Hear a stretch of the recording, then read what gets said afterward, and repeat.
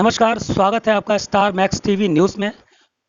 और आज आपका ये दोस्त एक TV reporter Delhi bureau chief Sanjay मितवा आ पहुंचा है चंद्र विहार क्षेत्र में। चंद्र विहार राजधानी दिल्ली का वो हिस्सा है जिसे विकासपुरी एक्सटेंशन भी कहा जाता है और स्थानीय थाना का नाम है निहाल विहार। तो हम उस क्षेत्र में हैं, इस क्षेत्र से हम परिचित हैं। यहाँ पे एक बार हम रिपोर्टिंग कर चुके हैं और हमारे पास एक फ़ोन आता है एक सिख युवा का जो ई रिक्शा चलाता है। उसने पीड़ा अपनी समस्या जो हमें बताई, हमें लगा कि ये पीड़ा, ये समस्या हमें आप सबको बतानी चाहिए। आप सब मतलब शासन प्रशासन, समाज सेवी, नेतागण और आम जनता, क्योंकि इस संसार में, इस सृष्टि में ऐसा कोई नहीं है जिसको पीड़ा ना हो। यदि पीड़ा है तो समाधान भी होगा। ज़रूरत है अपनी पीड़ा को सामने रखने की, सही शब्दों में और ईमानदारी के साथ। तो चलिए, ऐसी क्या समस्या है इस युवा सिख के साथ जो चंद्र विहार में, हमें पटेल नगर से यहाँ आना पड़ा। सिर्फ यही एक कारण जिसकी वजह से आज हम चंद्र विहार में आए हैं। और चलिए उस युवा सिख से हम बात करते हैं, उसकी पीड़ा समझने की कोशिश करते हैं और वो पीड़ा क्या है, इसका निवारण कैसे होगा, क्या क्या समस्या हैं, ऐसे जीवन उस युवा सिख का संकटों से भरा क्यों हो गया, क्यों इसको जीने के लिए इतना संघर्ष करना पड़ रहा है। चलिए, अब कैमरा सामने। यही वो युवा चेहरा है, यही वो युवा सिख है जिसने अपनी पीड़ा हमें बताई। हम उनके घर पे गए, वो भी वीडियो के माध्यम से आपको दिखाने वाले हैं थोड़ी देर में। हम इनकी माता जी से भी मिले हैं, वो सब आप देखेंगे सुनेंगे। फिलहाल हम परिचय लेते हैं इस युवा सिख का, फिर हम सुनेंगे, समझेंगे, जानेंगे इस युवा सिख की पीड़ा और वो समस्या क्या है और ये संघर्षपूर्ण जीवन क्यों जीना पड़ रहा है, क्यों बाध्य है ये युवा सिख। जी, सबसे पहले अपना परिचय दीजिए। मेरा नाम जसबीर सिंह है और जी सबको मेरे तरफ से नमस्कार, आदाब, सत श्री अकाल। जी। तो जगबीर, आ, आप क्या काम करते थे, ये समस्या क्या है, थोड़ा बताइए पहले तो। अपना जीवन बताइए, हुआ क्या आपके साथ ऐसा। हमारे दर्शक सुनना चाहते हैं जैसे कि आपकी समस्याएं, आपकी पीड़ा और ये संघर्ष भरा जीवन आप जो जी रहे हैं, इसका अंत हो सके, समाधान हो सके, आप भी सबकी तरह खुशी के साथ मुस्कुरा करके जिए। सर देखो, मैं पहले नॉर्मली ई रिक्शा चलाता था। ई रिक्शा चलाने के बाद में मैं ऐसी एक शौक होता है टैटू वगैरह बनवाने का, ये सब। हाँ तो मार्केट में जैसे टैटू वगैरह वाले बैठते हैं, हाँ हाँ। तो सर मैंने ना उनसे ना ये टैटू और एक ये सिर्फ ये टैटू बनवाए थे टैटू बनवाया आपने? बचपन में सर। जी, बचपन में। तो मेरे को काफ़ी टाइम तक तो सर पहले पता नहीं चला, पर सर कम समथिंग 1 साल के बाद में मुझे पता चला कि मुझे, पहले मैं बीमार हो गया काफ़ी। हाँ फिर सारे टेस्ट हुए सर, ए हाँ टू जेड सारे टेस्ट हुए, हर हाँ। सारी रिपोर्ट मेरी नॉर्मल आई सर। सारी रिपोर्ट नॉर्मल आई? नॉर्मल आई फिर सर। क्या समस्या है? सर फिर मेरी ना लास्ट टेस्ट रह गया था एचआईवी का सर, अच्छा। क्योंकि टीवी जांच भी हो गई थी मेरी, मलेरिया, डेंगू, ठीक चिकनगुनिया, है। ये सारी जांच हो गई थी सर। जी। तो सर उसके बाद में फिर मेरा लास्ट टेस्ट रह गया था एचआईवी का। अच्छा। तो सर मेरा एचआईवी टेस्ट हुआ तो पहली रिपोर्ट में एचआईवी आ गई। अच्छा, आईवी पॉजिटिव आ गया? जी सर। अच्छा, ये कब की बात है? सर कम 1 साल हो गया, 1 डेढ़ साल हो गया सर। ये 2021 या 2022? सर एक सेकंड। कोई भी नहीं, अंदाजे अंदाजे से बता दीजिए। सर 2022। 2022, 2022 में आपको ये पता चला कि आप एचआईवी पॉजिटिव है। जी सर। तो फिर तो आप जानते हैं एचआईवी पॉजिटिव होना क्या होता है? सर मुझे पहले, डॉक्टरों ने बताया आपको? सर पहले मुझे मतलब एचआईवी को मैं एड्स ही मानता था। हाँ तो सर मैं बहुत ज़्यादा घबरा गया था कि मैं एचआईवी हो गई है मुझे, ये वो। हाँ। पर फिर मुझे डॉक्टरों ने समझाया कि ये एचआईवी सिर्फ फर्स्ट स्टेट है, इसके अच्छा आगे काफ़ी स्टेटें हो रहे हैं, उसके बाद में एड्स होती है। अच्छा तो आप समय से दवाई खाएं, अपना ध्यान रखें, तो आप अपनी लाइफ जी पाएंगे पूरी तरीके से। अच्छा।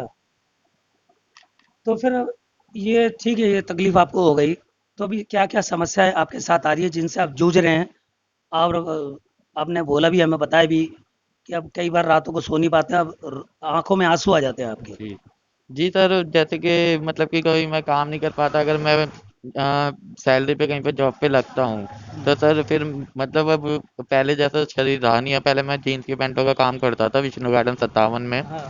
तो सर अब ना मुझे मतलब कि जैसे मैं थोड़ी देर काम करता हूँ तो थकावट महसूस होने लग जाती है सर। अच्छा थकावट महसूस होने लग जाती है सर, तो मैं ई रिक्शा चलाता था ऐसे ही। अच्छा। तो सर उन्होंने मतलब कि फिर मैं जैसे कि सुबह मैंने निकाल लिया, तो फिर मेरी तबीयत खराब हो गई, मैंने खड़ा कर दिया। हम्म, पर जो सर रिक्शे का मालिक है उसने तो पूरा ही किराया ही लेना ही है जी ना। बिल्कुल बिल्कुल, किराए पे चलाते थे आप, किराया भरते थे। किराए पे चलाते कितना थे। किराया देते आप ई रिक्शा का? सर मेरे को कुल मिला के पड़ जाता था सर 530 रुपये सर। 530 रुपये। जी सर। ठीक है, फिर उसके बाद आपने हमें फ़ोन पे बताया कि अन्य ई रिक्शा वालों ने आपका विरोध किया, आपके साथ मतलब बर्ताव किया कि आपको ई रिक्शा छोड़ना पड़ा।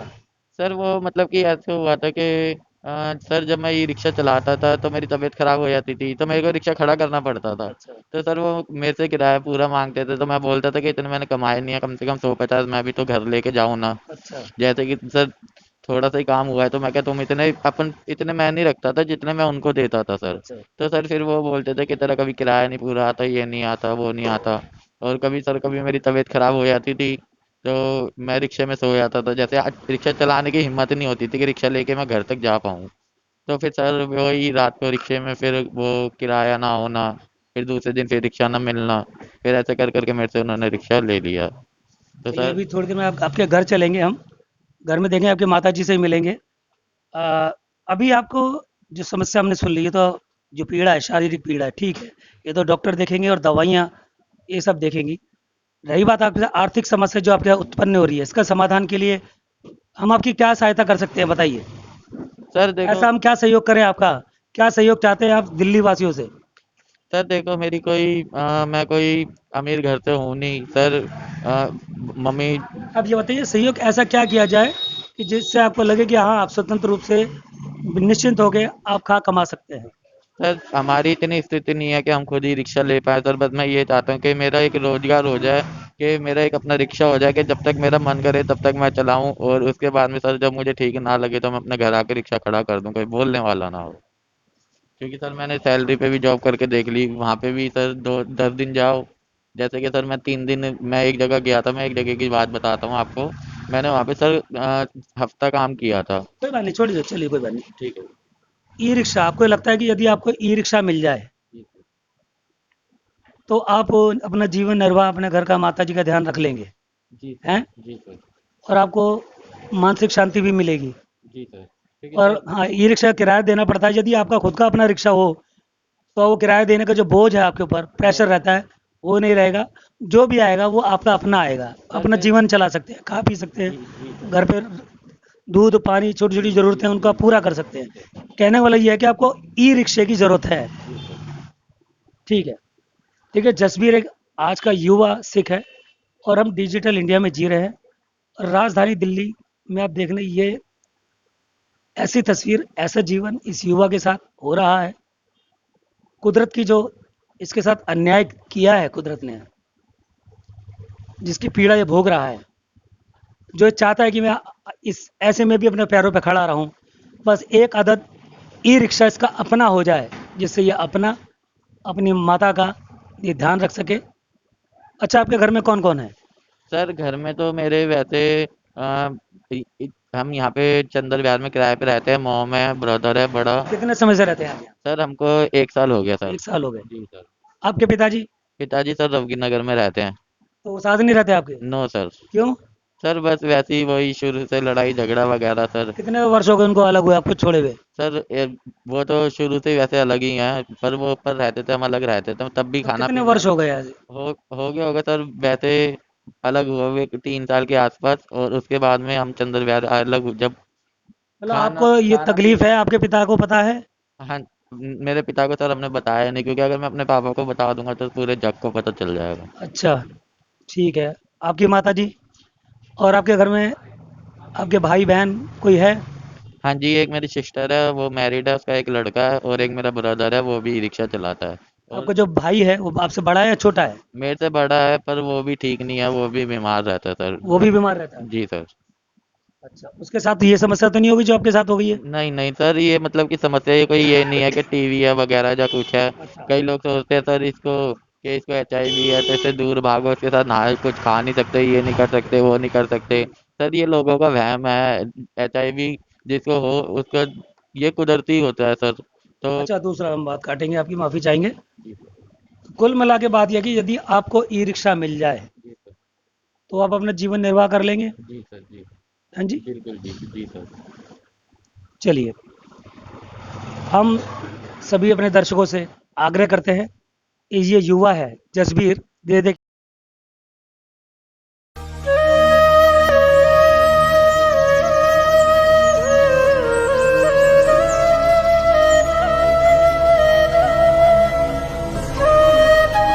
सर हमको 1 साल हो गया सर। साल हो गए। आपके पिताजी? पिताजी सर रवगी नगर में रहते हैं। तो वो साथ नहीं रहते आपके? No sir. क्यों? सर बस वैसे ही वही शुरू से लड़ाई झगड़ा वगैरह सर। कितने वर्ष हो गए उनको अलग हुए, आपको छोड़े हुए? सर वो तो शुरू से ही वैसे अलग ही हैं, पर वो ऊपर रहते थे, हम अलग रहते थे, तब भी तो खाना कितने पीना वर्ष हो गए ऐसे? हो गया होगा सर वैसे। अलग हुए हुए 3 साल के आसपास, और उसके बाद में हम चंद्र अलग जब मतलब खाना आपको ये खाना तकलीफ है, आपके पिता को पता है? हाँ, मेरे पिता को सर हमने बताया नहीं, क्योंकि अगर मैं अपने पापा को बता दूंगा तो पूरे जग को पता चल जाएगा। अच्छा, ठीक है। आपकी माता जी और आपके घर में आपके भाई बहन कोई है? हाँ जी, एक मेरी सिस्टर है, वो मैरिड है, उसका एक लड़का है, और एक मेरा ब्रदर है, वो भी रिक्शा चलाता है। और आपका जो भाई है वो आपसे बड़ा है या छोटा है? मेरे से बड़ा है, पर वो भी ठीक नहीं है, वो भी बीमार रहता है सर। वो भी बीमार रहता है? जी सर। अच्छा, उसके साथ ये समस्या तो नहीं होगी जो आपके साथ हो गई है? नहीं नहीं सर, ये मतलब कि समस्या ये कोई ये नहीं है कि टीवी है वगैरह या कुछ है। अच्छा। कई लोग सोचते हैं सर इसको कि इसको एचआईवी है तो इससे दूर भागो, इसके साथ ना कुछ खा नहीं सकते, ये नहीं कर सकते, वो नहीं कर सकते। सर ये लोगों का वहम है। एचआईवी जिसको हो उसका ये कुदरती होता है सर। तो अच्छा, दूसरा हम बात काटेंगे, आपकी माफ़ी चाहेंगे। कुल मिला के बात यह कि यदि आपको ई रिक्शा मिल जाए जी सर। तो आप अपना जीवन निर्वाह कर लेंगे? जी सर। जी हाँ जी। बिल्कुल। जी जी सर। चलिए, हम सभी अपने दर्शकों से आग्रह करते हैं, ये युवा है जसबीर, देखिए इसके पेपर है, आप देख सकते हैं। ये देखिए दवाइयाँ, ये सब है, ये दवाइयाँ लेनी पड़ रही है। ये जो पीड़ा हुई है एच आई वी पॉजिटिव, ये आप देख सकते हैं। सारे पेपर हम देख चुके हैं। सब कुछ देखने, जांचने, परखने के बाद ही हम बात कर रहे हैं। और ये पीड़ा, ये समस्या एक परिवार की जो राजधानी दिल्ली के चंद्र विहार विकासपुरी एक्सटेंशन में रहता है, किराए पे रहते हैं, बहुत गरीब परिवार है। हमने घर देखा है, टीवी, फ्रिज, कोई ज़्यादा संसाधन नहीं है, सिर्फ एक बेड है, बर्तन है, बस यही सब है, कपड़े लगते हैं।